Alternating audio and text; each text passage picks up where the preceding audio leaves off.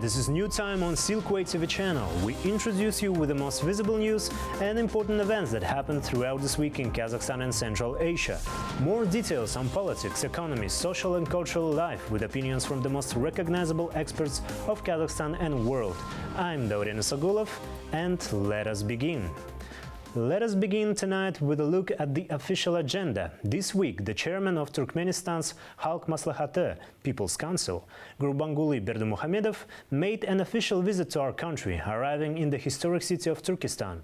During the visit, together with President Tokayev, he toured several key cultural and economic landmarks during the visit.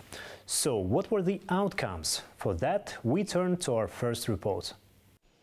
The first stop of two counterparts has been an iconic symbol of the Turkic world, the mausoleum of Hoja Ahmet Yesevi. This UNESCO World Heritage Site stands as a spiritual and cultural treasure, drawing visitors from across the region. The two leaders paid their respects to the revered philosopher and were briefed on current restoration and research efforts aimed at preserving the site's historical legacy. From there, their delegation moves to the Ethnaul Cultural Complex, a vibrant showcase of traditional life. They walked through an Eastern-style bazaar, sampled national cuisine and explored handcrafted works by local artisans. Today's events wrap up with a colorful theater performance and a live demonstration of traditional hunting skills, featuring tussle dogs and trained birds of prey.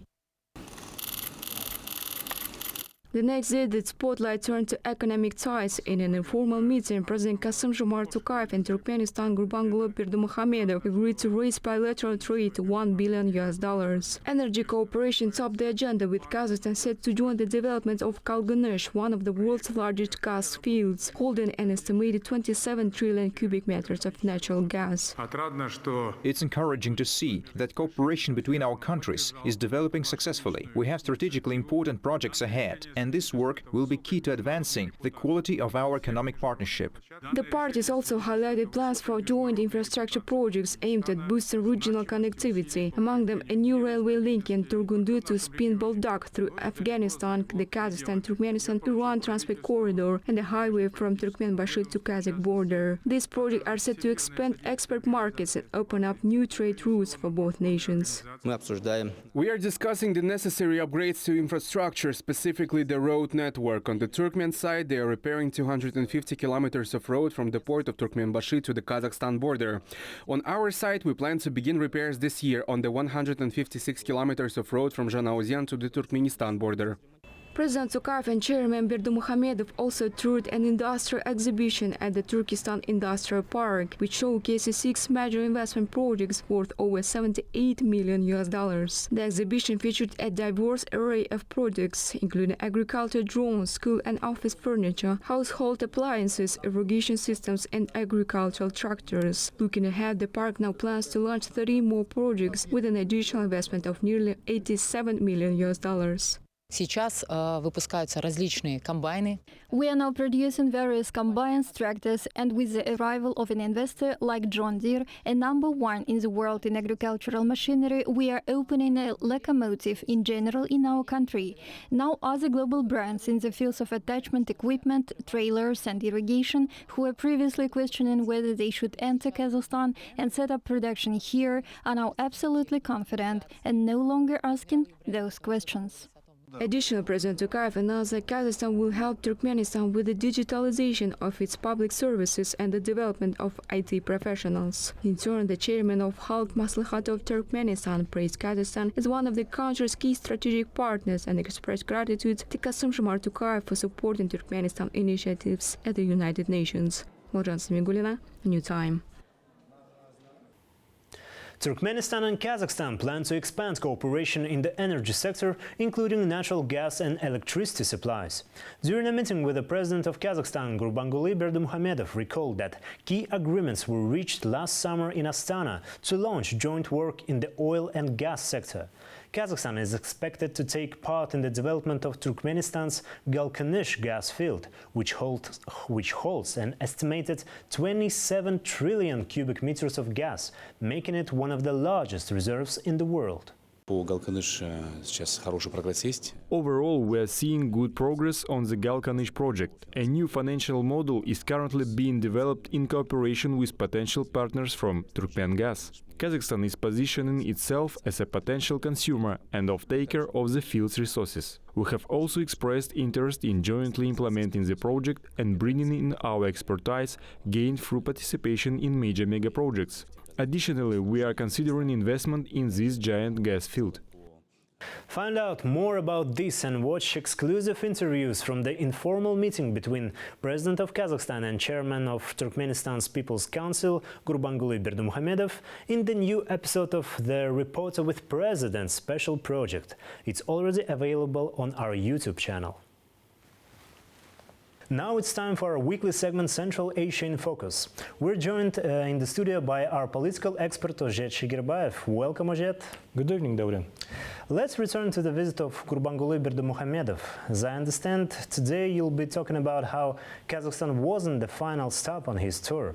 The former president and the current chairman of Turkmenistan's People's Council has also visited other Central Asian countries. What's driving this new regional diplomacy push? What goals is Turkmenistan pursuing right now? Well, Dorian, as we can see, now we have a lot of changes and a lot of dynamics in the Central Asian region. And also, as I suppose, one of the main goals of Mr. Berdimuhamedov is to tighten the economic ties. For instance, in Turkestan, he discussed with our president, Mr. Kassym-Jomart Tokayev, the issue of increasing the trade turnover to $1 billion of USD. The same issues were discussed in Kyrgyzstan and Samarkand. I see. Thank you very much, Ozhet. The floor is yours. Thank you. I'll be ready to start in a moment.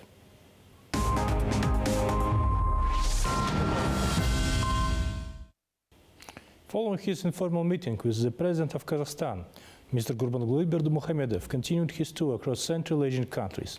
On April 22, he had a meeting in Chelpon-Ata with the President of the Kyrgyz Republic, Mr. Sadir Japarov. During the talks, the two leaders discussed a wide range of issues related to bilateral cooperation, including trade and economic relations, cultural and humanitarian ties, and regional initiatives.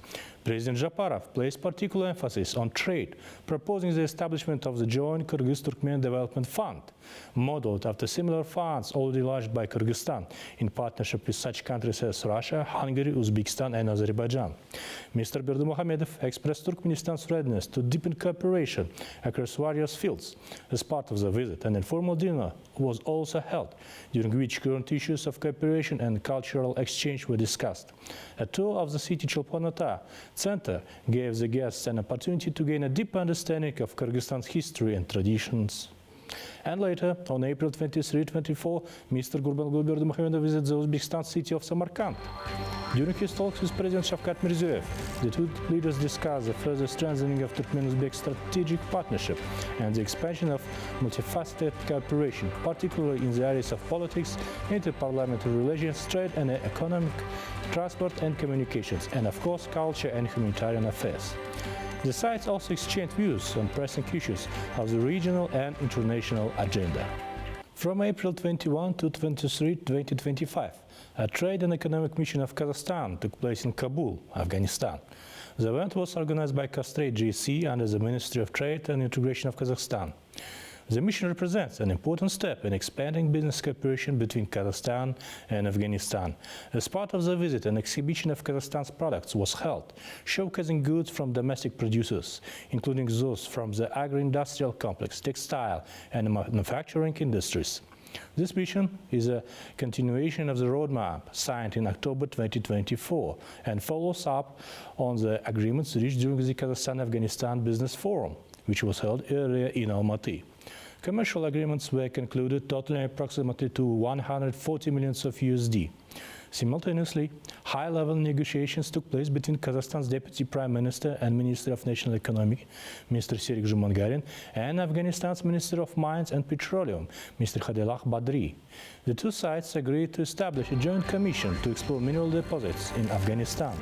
The Kazakhstan delegation included representatives of ERG Exploration, Kazakh Mizbarlao, and Kazatomprom, who expressed strong interest in investing in Afghan deposits of solid minerals. The Afghanistani side confirmed its readiness to grant Kazakhs specialist access to geological data and facilitate exploration activities. An additional team of Kazakhstan's geologists is expected to be dispatched to Afghanistan by the end of May to study the sites in other provinces. However, details about the specific deposits of interest and potential terms of cooperation have not yet been disclosed. Kyrgyzstan and Tajikistan have connected their power systems as a part of the Kazakh 1000 project. The initiative provides for electricity supplies to the domestic markets of both countries, as well as electricity exports from May to September to Afghanistan and Pakistan, in volumes ranging from 500 million to 1.5 billion kilowatt-hours. Of the total export volume, 40% will be supplied by Kyrgyzstan and 60% by Tajikistan. The export tariff has been set at 5.15 US cents per kilowatt-hour for Pakistan and 5.1 US cents per kilowatt-hour for Afghanistan. The tariff includes the payment of the funds provided by a consortium of banks for the construction of the project. The total cost of the Kazakh 1000 project amounts to 1.1 billion of USD. Construction work on Kazakh 1000 began in 2018. As of this year, a 500 kV transmission line has been completed, stretching approximately 480 kilometers from the Datka substation in Kyrgyzstan to the Sukt substation in Tajikistan. On the Kyrgyz side, 456 kilometers of transmission lines were built, along with the addition of a new 500 kilowatts bay at the Datka substation. The transmission line passes through the Jalalabad, Osh and Batken regions of Kyrgyzstan. On April 16, the first freight train from Usa, which is located in China's Jiangsu province, was dispatched along the China-Kyrgyzstan-Uzbekistan multimodal international cargo transport route. The containers will be delivered by rail to Kashgar, where they will be transferred to the trucks. The cargo will then enter Kyrgyzstan through Irkistan border, crossing and continue onward to Uzbekistan. The shipment includes mechanical equipment, plastic products, and the other goods.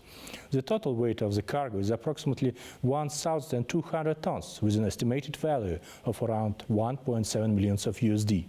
The launch of the China-Kyrgyzstan-Uzbekistan multimodal corridor contributes to the improving of connectivity in the region and increasing its capacity.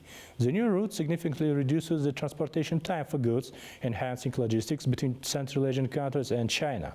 It also lowers costs by 33%, making trade more efficient. This strengthens economic cooperation in the region, improves integration among the countries, and boosts their competitiveness on the international arena. Kazakhstan plans to boost the annual transit of Russian gas to Uzbekistan from 1.28 billion cubic meters in 2023 to 11 billion cubic meters by 2038. This was announced by Kazakhstan's Minister of Energy, Mr. Yerlan Akizhanov, during a government meeting. For 2024, the volume is expected to reach 5.6 billion of cubic meters, increasing to 7.3 billion of cubic meters in 2025. According to the minister, these volumes are stipulated in a strategic cooperation agreement between the government of Kazakhstan and Gazprom PGSC. However, a separate agreement between Russia and Uzbekistan to expand deliveries has yet to be signed.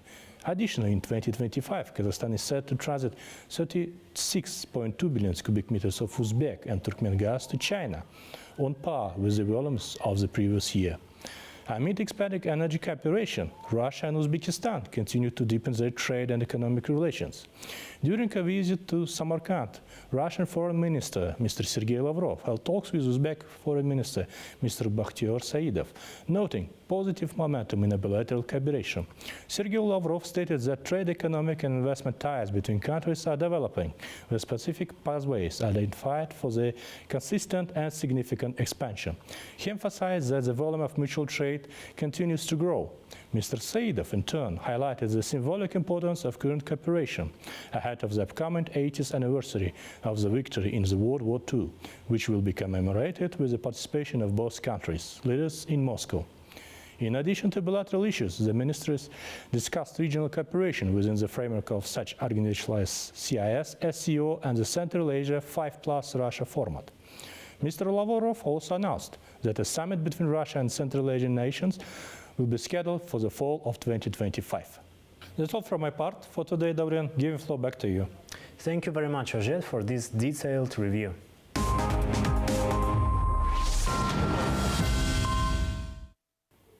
And now for the local news. This Wednesday, the 34th session of the Assembly of the People of Kazakhstan took place in Astana. This is a historic moment as it coincides with its 30th anniversary. The chairman of the gathering, President Tokayev, highlighted that this event marks another significant step in uniting the nation for the prosperity of the citizens. On this occasion, over 30 individuals were awarded state honors for their contributions to inter-ethnic dialogue, charity and public service. My colleague Balzhan Samigulina will share more about the Assembly's development and the new challenges it faces moving forward. Representatives from more than 120 nationalities gathered in Astana, united as one family for the 34th session of the Assembly of the People of Kazakhstan. The event oversaw more than 4,000 public organizations and state institutions to be established at the local government level. Over the past 30 years, the Assembly, according to the head of state, has solidified its role as a key institution in the country's governance and a pillar of social harmony. In recent years, as a result of large-scale political reforms, the activities of the Assembly have gained new momentum. 5 senators are now appointed by the President upon the recommendation of the Assembly's Council. This significantly expanded the possibilities for representing the interests of all ethnic groups at the legislative level. But Kazakhstan isn't stopping here, as the development concept for the Assembly adopted in 2022 is nearing its conclusion. President Tokayev outlined new goals for the institution, including strengthening the role of the Institute of Ethnic Mediation and expanding the national project named Yildizu және Tatulasu to help prevent the tensions. The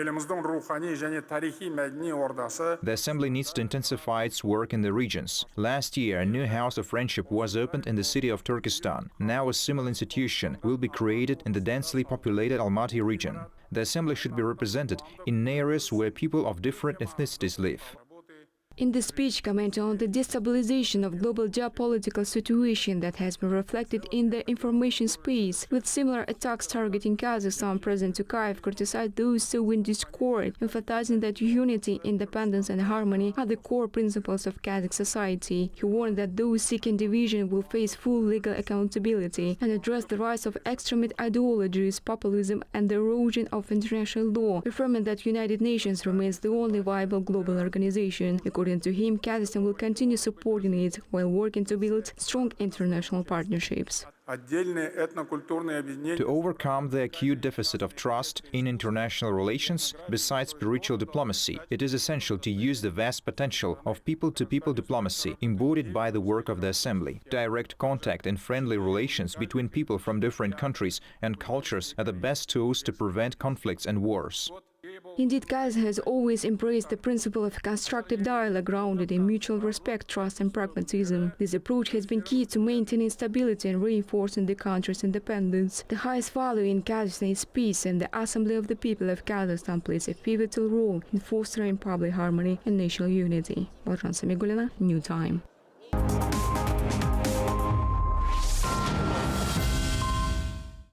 Kazakhstan's national nuclear company Kazatomprom has signed a 7-year contract with Czech energy group ČEZ to supply natural uranium concentrate for the Temelin nuclear power plant. It is expected to cover around 1/3 of the plant's demand. This agreement marks a significant step as Europe seeks to secure alternative energy supplies. With a global competition for nuclear fuel intensifying, Kazakhstan is emerging as a key player in the East-West energy equation. What's driving the global uranium race, and how is Kazakhstan positioned in the center? More in our next report. Kazakhstan holds the world's second-largest discovered uranium reserves, 14% of the global total, second only to Australia. Thanks to its low production costs, the country accounts for 43% of global uranium output, making it a dominant supplier for nuclear power plants worldwide. Now, Kazakh uranium will be powering reactors in the Czech Republic. Under a new 7-year agreement, Kazatomprom will supply natural uranium concentrate to Czech energy group ČEZ. For Prague, the deal offers a stronger foundation for energy security amid Europe's push for decarbonization. For Kazatomprom, it's another step toward deepening its footprint in the European market, said Mirjan Yusupov, CEO of the Kazatomprom national company. The latest deal with the Czech company ČEZ Group marks a significant milestone for us. So it strengthens our presence in the European market. And actually this was the historical deal for us, because this is the first time we are entering the Czech market. Well, as Kazatomprom, we position ourselves as the most reliable supplier to the global markets, including European Union. According to Mirjan Yusupov, over the past decade, the European Union has accounted for about 30% of Kazatomprom's sale portfolio. The deal is a part of broader strategy to diversify Kazakhstan's export. Kazatomprom has also signed agreements with Switzerland Expo Power, further expanding its presence in key European energy markets. And before that, we signed a deal with the Romanian national nuclear company, which means that we are diversifying and keeping our portfolio very diversified in terms of our sales geography. The United States, one of the top consumers of Kazakh uranium, recently imposed a 27% import tariff on a range of Kazakh products. However, to the relief of officials in Astana, uranium was spared from the new duties. Kazakhstan currently supplies around a quarter of all uranium imported by the US. But with logistics becoming a new battleground for global diplomacy, Kazakhstan is seeking to maintain political and infrastructural flexibility, including expanding use of the Trans-Caspian route to guarantee stable supplies to both Europe and the United States. We will, of course, try to, as I said previously, keep our portfolio diversified.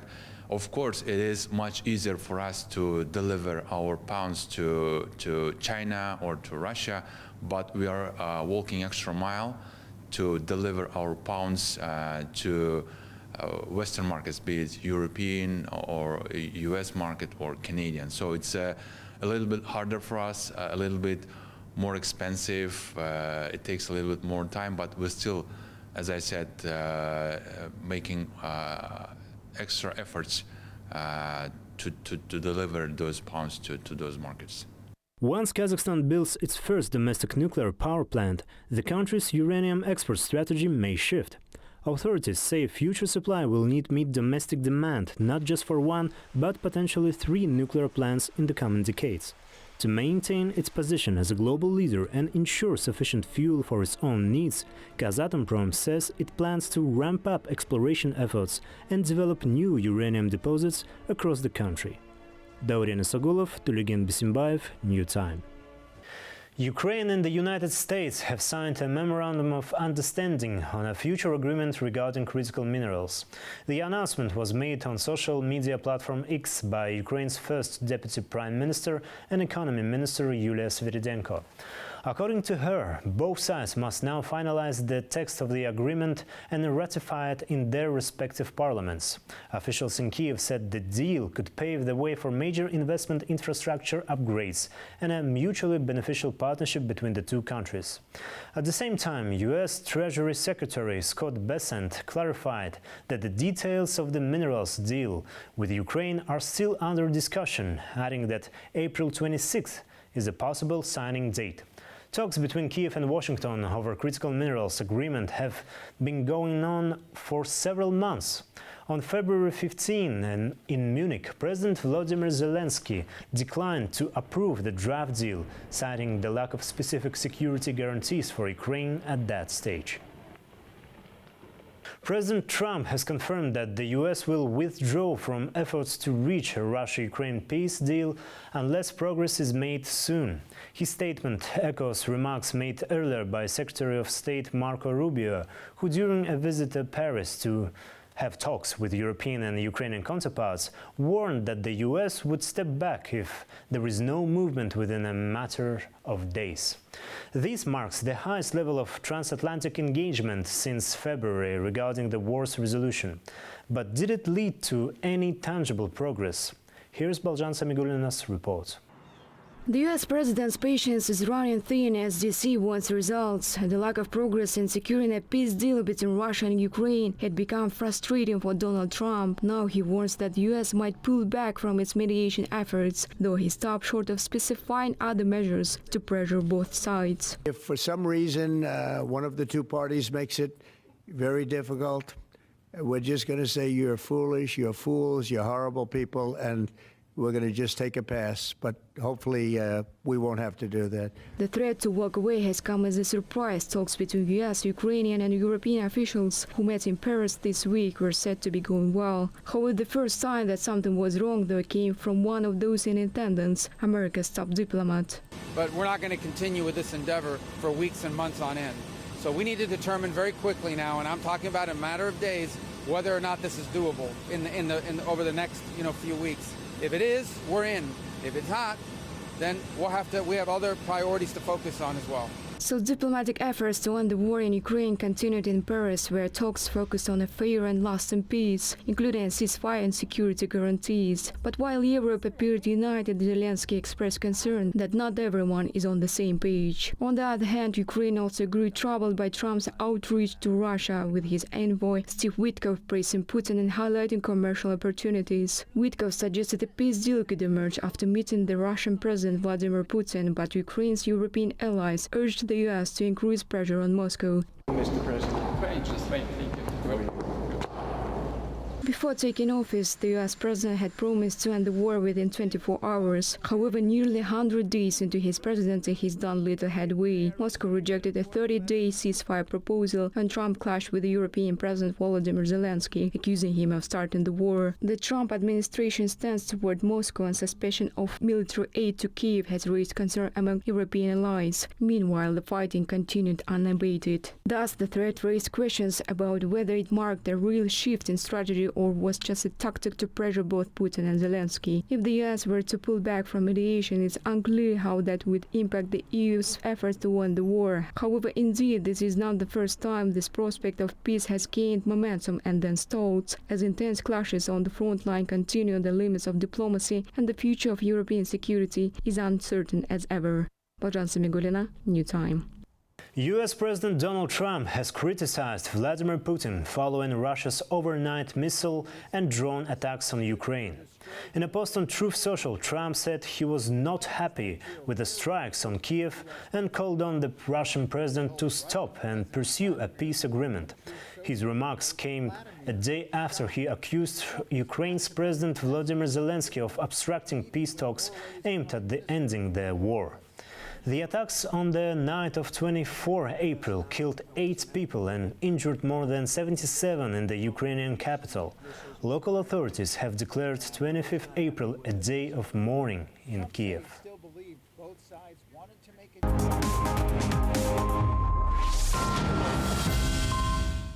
Kazakhstan will continue developing its cooperation with Croatia based on mutual trust and constructive dialogue, President Kassym-Jomart Tokayev said during a meeting with the Croatian Minister of Foreign and European Affairs, Gordan Grlić-Radman, in Astana this week.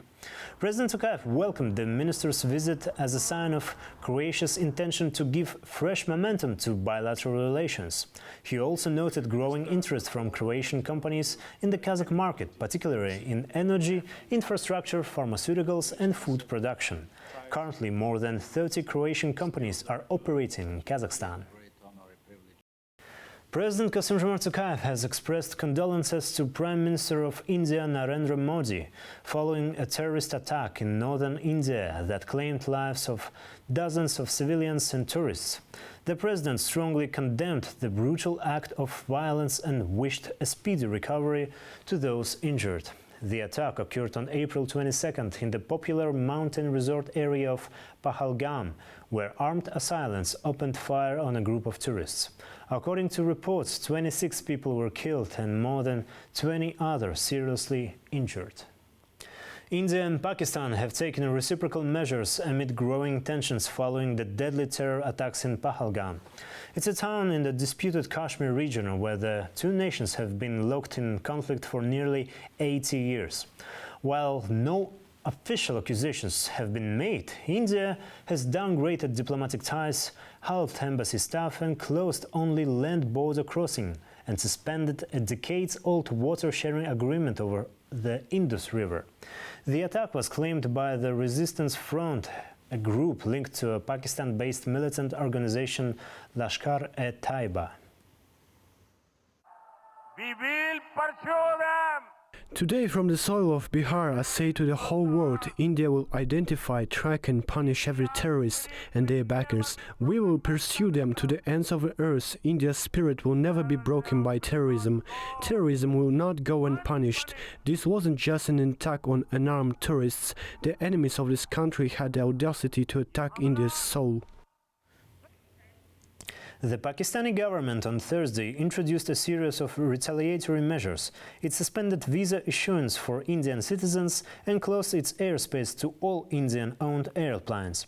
In addition, Islamabad warned that any attempt by India to cut off water supplies from the Indus River would be considered as an act of war and would be met with an appropriate response.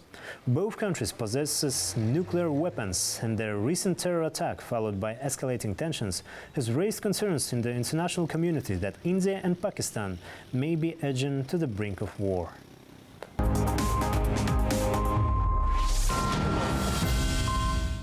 President Kassym-Jomart Tokayev met with UEFA President Alexander Cheferin to discuss expanding cooperation. President Tokayev expressed support for UEFA's initiative on coaching exchanges and youth player development. During the meeting, it was noted that more than 1 million people play football in Kazakhstan, highlighting the sport's popularity. Alexander Cheferin in turn confirmed UEFA's readiness to deepen its partnership with Kazakhstan, emphasizing that already strong and productive relationship with Kazakhstan Football Federation.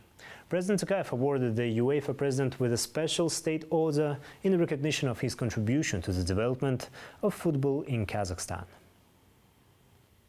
What's particularly noteworthy is that the UEFA president's visit coincides with Kazakhstan's Football Day on April 25th.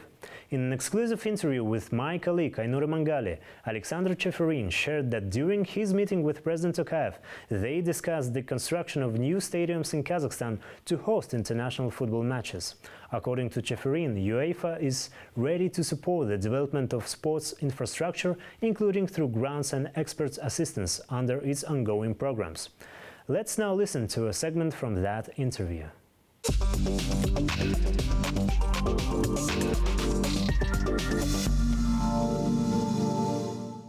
We know that this is your first official visit to Kazakhstan in Central Asia, and it's very symbolic because today is Kazakhstan's Football Day, and we're very interested in what have been discussed with the head of state, Kassym-Jomart Tokayev, today, taking into account your previous meeting with the management of Kazakhstan Football Federation. Are we talking about possibilities of organizing some major events, football events here in Kazakhstan?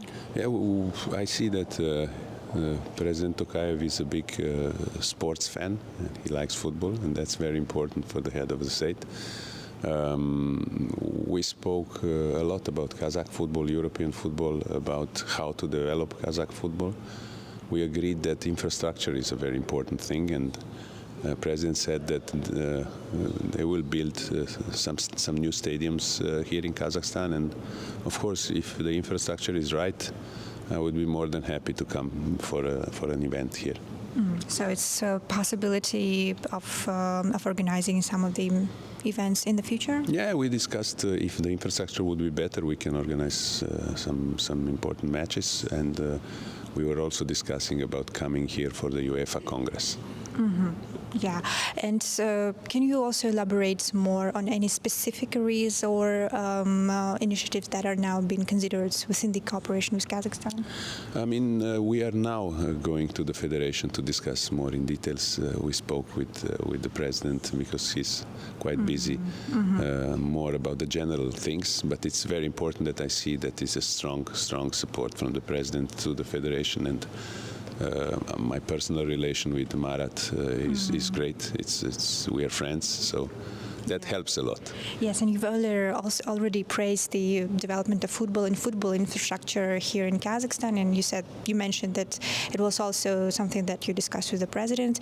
Can we expect any further funding of football infrastructure here in Kazakhstan? Of course, we have different programs where we fund infrastructure in our member associations, and we will do it here as well. Of course, we'll help with funding, we'll help with experts.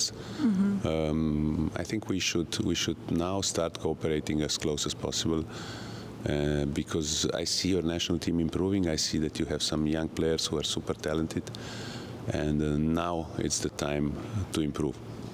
So it's time for opportunities now. And what about any concrete amounts of funding or investments in the future that possibly Kazakhstan could gain in investing into the football infrastructure? About that, I think you should speak to the federation, because I don't want if they want to disclose everything to the public. Thank you. And my last question. I know that under your leadership, UEFA plans to invest €1 billion into women football by 2030. Can Kazakhstan also gain support to develop its women's league and make it to the future Women's Euro? We will invest, and we invested already a lot of money into the development of women's football, because women's football is quite a young sport compared to men's football. And of course, all 55 associations will get a share of this investment, and I hope your team qualifies as soon as possible. Thank you. And your expectations of further cooperation with Kazakhstan, just very briefly? Yeah, it's already great now, but I expect it to be even stronger.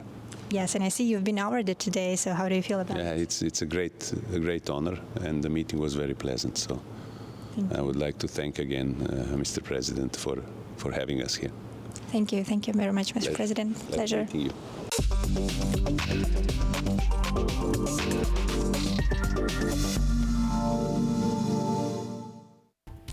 That's it for today. All the main news about Kazakhstan and Central Asia you can find here.